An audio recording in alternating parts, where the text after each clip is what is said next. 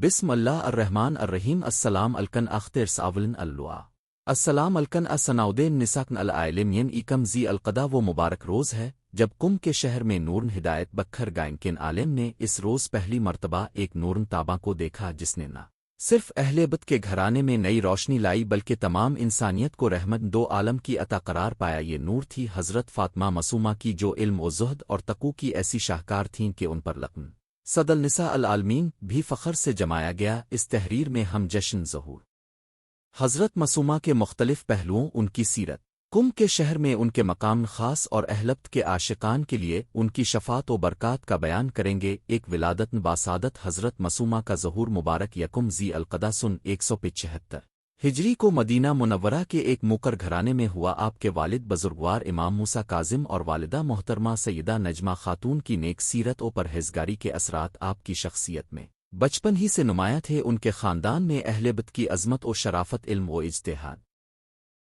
اور زہد و تقوی کا ایسا امتزاج تھا کہ آپ نے بچپن ہی سے دنیا بھر کے علماء و طلاب کو اپنی عرفان ربانی اور علم قرآن سے مسحور کر دیا۔ ایک بچپن کی یادیں، بچے کی مسکان میں بھی ایک نور تھا۔ والدین گرامی امام کاظم نمازن عشاء سے فارغ ہو کر جب گھر تشریف لاتے تو بچوں کی مسکرات میں خدا کا جمال دیکھتے۔ حضرت معصومہ نے بچوں میں پڑھائی اور دینی تربیت کے لیے گھر میں ایک مخصوص ماحول قائم کیا۔ مکتب درس جیسا ماحول مدینہ کے پوشیدہ گوشوں میں جل کر دمکنے لگا۔ دو علمی مقام حضرت معصومہ علم و حکمت میں اپنی مثال اب تھیں۔ آپ نے خود گھریلو ماحول میں نہ صرف قرآن و حدیث کی مروج کتب کا مطالعہ کیا بلکہ قم کے امام محمد تک مجلسی سید محمد صدر الدین غوروی اور دیگر علماء کے حلقوں میں بھی شرکت فرمائی۔ آپ کو ہر شعبہ علم میں گہرائی اور تسلط حاصل تھا۔ ان کی محفل درس میں حکمت طبیعہ، منطق و کلام، فقہ و اصول فقہ اور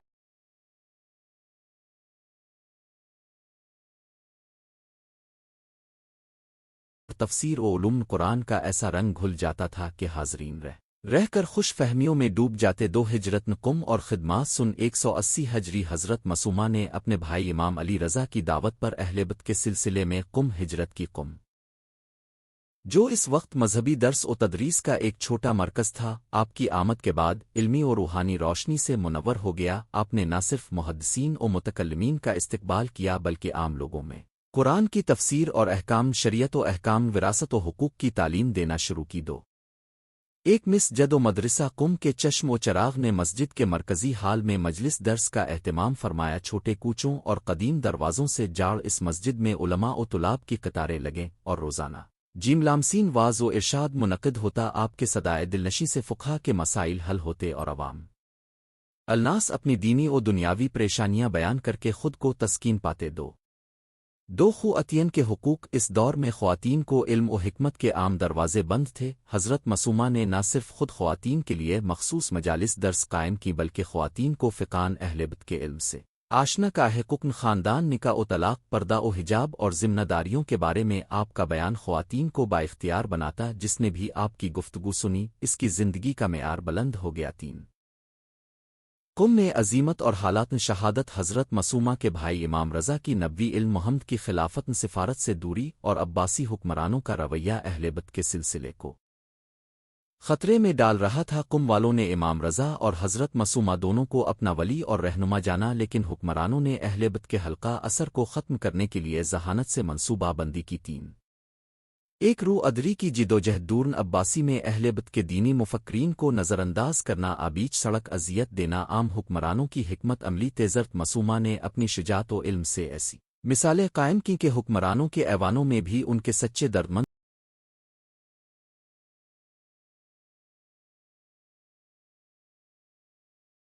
صیغہ باز آتے۔ اگر کچھ عرصہ کو آپ کی طبیعت ناساز ہوئی تو قم کے عوام نے روزانہ دعا اور نورانی زیارت کا اہتمام کیا۔ 2 مظہر مطہر 25 شعبان سن ہجری کو حضرت معصومہ نے اپنے جزوں خاکی سے وصال پایا۔ قم کے نواحی مقبرہ کی زمین پر ان کے لیے مزار تعمیر کیا گیا۔ آج کا مدفن جو بیت المعصومہ کے نام سے مشہور ہے، ہر سال لاکھوں زائرین کا مرکز ہوتا ہے۔ 4 جشن ظہور کا روحانی و ثقافتی پہلو۔ 1 اب عدت و محافل ایکم ذی القعدہ کو قم میں خصوصی نمازن تہجد کا اہتمام ہوتا ہے۔ اس کے بعد محفل ذکر و مجلس میلاد منعقد ہوتی ہے۔ قرآن کی تلاوت، نوحہ خوانی، قصیدہ گوئی اور منقبت خوانی کے ذریعے اہل بیت کے عظیم مرتبہ کو یاد کیا جاتا ہے۔ اس جشن میں حضرت معصومہ کے کلمات، ان کے مناجات اور اپنے بھائی امام رضا کے ساتھ ان کے تعلقات کی گواہی دینے والے واقعات بیان کیے جاتے ہیں۔ 4 دو ثقافتی رنگ کم کے مختلف محلے اپنی مخصوص ثقافتی رنگت میں جشن مناتے آوروات ملو نغمے اور جلوس نکالے جاتے ہیں۔ چند مشہور ثقافتی نکات یہ ہیں: بازار حضرت معصومہ، جہاں خاص طور پر زرعتن عقیق اور اسلامی قالین و قالیے دستیاب ہوتے ہیں۔ گنجن شاہ نظام، جہاں کم چائے اور خمری مشروب کے ساتھ ہلکے پھلکے مشاعرے ہوتے ہیں۔ کلیسا اسکوائر، جہاں مختلف مسیحی اور غیر مسلم بھی ان کے بارے میں جانے آتے ہیں اور گفتگو ہوتی ہے۔ 5 شفاعت و برکات، حضرت معصومہ کی قبر مبارکہ پر ہزاروں حاجات پوری ہوتی ہے۔ جہاں بھی مشکل پریشانی ہوتی زائرین ان کے در پر آتے اور مانگتے۔ 5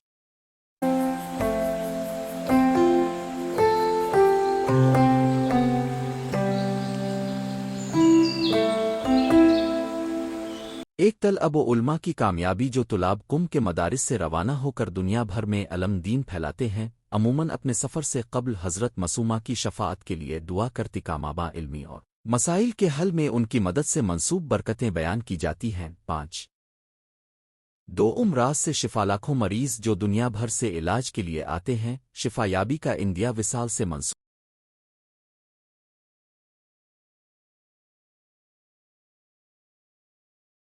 کرتے ہیں۔ آپ کی بارگاہ میں مانگنے سے بہت سی معجزانہ شفا کے قصے ملتے ہیں۔ 6 جدید دور میں جشن کی روح، آج کے تکنیکی دور میں جشن ظہور بی بی معصومہ کی روشنی آن لائن محافل، ویب نارس اور سوشل میڈیا پر منائی جاتی ہے۔ کم کے شہرت یافتہ ادارے روزانہ خصوصی لائیو سیشن کرتے ہیں۔ مجمع للہ کم، جہاں محدود نشستوں میں ملکوں کے نمائندے شرکت کرتے۔ آوانٹنٹ میڈیا ہاؤس، جہاں اردو، فارسی، عربی، ترکی اور انگریزی میں پروگرام نشر ہوتے ہیں۔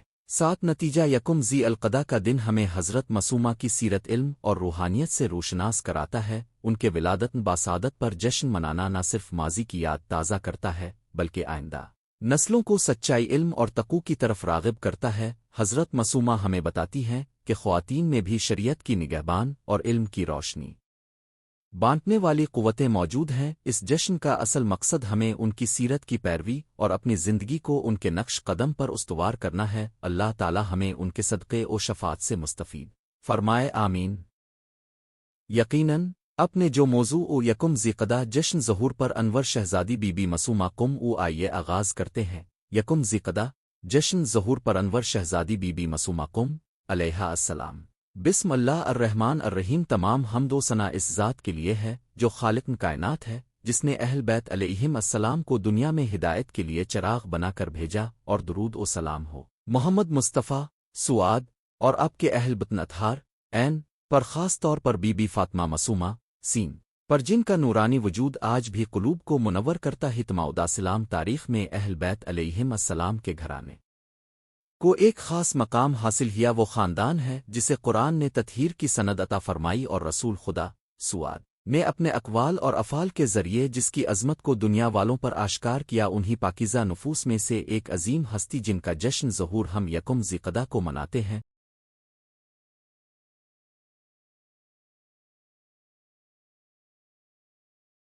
وہ بی بی فاطمہ معصومہ کم علیہ السلام ہیں۔ آپ کی ولادت باسعادت ایک ایسا مبارک لمحہ تھا جس نے علم و تقوی، عصمت و طہارت، محبت اور قربانی کی ایک نئی داستان کا آغاز کیا۔ بی بی معصومہ سین نہ صرف امام موسیٰ کاظم علیہ السلام کی جگر گوشہ تھیں، بلکہ امام علی رضا علیہ السلام کی نور نظر بھی تھیں۔ بی بی معصومہ سین کی ولادت کا پس منظر، اب کی ولادت 173 ہے یا بعض روایتوں کے مطابق 173 سے 179 کے درمیان مدینہ منورہ میں ہوئی۔ والد گرامی امام موسیٰ کاظم علیہ السلام، والدہ مکرمہ حضرت نجمہ خاتون سلام اللہ علیہا، جو کہ امام رضا علیہ السلام کی والدہ محترمہ بھی ہیں۔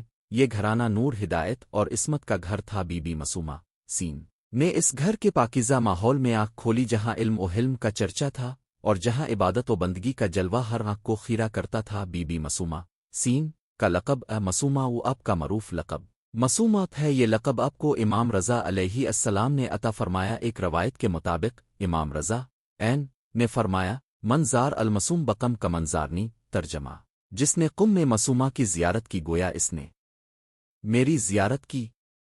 بہار الانوار جلد 102 یہ روایت بی بی مسومہ سین کے بلند مقام اور آپ کی عظمت کی عکاسی کرتی ہے۔ مسومہ کا مطلب ہے پاکیزہ اور گناہوں سے محفوظ، اور بی بی کی زندگی سراپا طہارت کا نمونہ تھی۔ بی بی مسومہ سین کی علمی عظمت۔ بی بی مسومہ سین کا علم ان کے بچپن ہی سے نمایاں تھا۔ وہ احادیث کا حفظ، قرآن کی تلاوت اور فقہی و کلامی مسائل کی سمجھ میں بلند مقام پر تھیں۔ اہل مدینہ ان سے دینی مسائل پوچھنے آتے تھے۔ مشہور واقعہ ہے کہ ایک دن مدینہ میں چند شیعہ افراد امام موسیٰ کاظم سے سوالات کرنے آئے، مگر امام اس وقت سفر پر تھے۔ بی بی مسومہ سین میں ان کے سوالات کے جوابات دے جب امام واپس آئے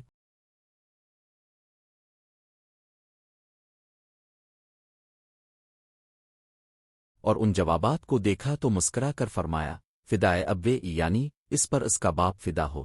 یہ جملہ بی بی کی علمی عظمت کا زندہ ثبوت ہے۔ بی بی مسومہ سین کا سفر قم جب مامون رشید نے امام رضا علیہ السلام کو مدینہ سے خراسان ایران بلایا تو اہل بیت کے دلوں میں فراق کا درد پیدا ہوا۔ امام رضا کے بعد بی بی مسومہ سین بھی اپنے بھائی سے ملنے کے اشتیاق میں مدینہ سے ایران کے سفر پر روانہ ہوئیں۔ اس سفر میں کئی مقامات پر آپ کا قافلہ دشمنان اہل بیت کے ظلم و ستم کا شکار ہوا۔ سختیوں اور زہریلے حملوں کے نتیجے میں بی بی مسومہ سین بیمار ہو گئیں۔ بالآخر اب قافلے کے ہمراہ قم شہر پہنچی۔ قم کے مومنین نے آپ کا والہانہ استقبال کیا۔ روایات میں ہے کہ موسیٰ بن خزرج اشری نے بی بی مسومہ سین کی میزبانی کا شرف حاصل کیا۔ Be be